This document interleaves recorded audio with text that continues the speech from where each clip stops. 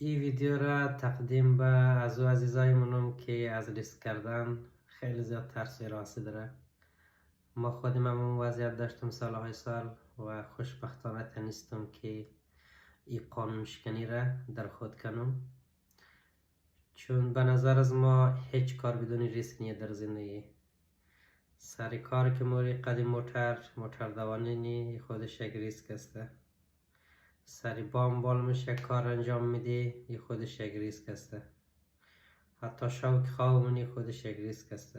خبر نداری صبح چی اتفاق میفته. مسافرت موری خودش یک ریسک است، چون نمیفهمی که چی اتفاق میفته. یعنی فکر نکنم که هیچ کار بدون ریسک پیداش نده دنیا. و کار کردن با سوشال میدیا مارکتینگ هم از خود ریسکی داره.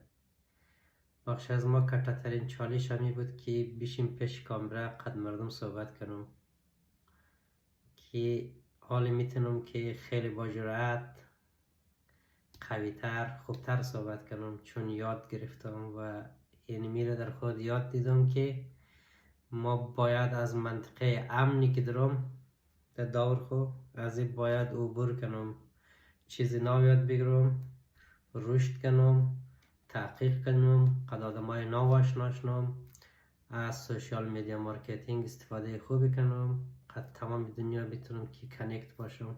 و این کار شما هم میتونین کنین، فقط باید که ریسک کردن یاد بگیرین.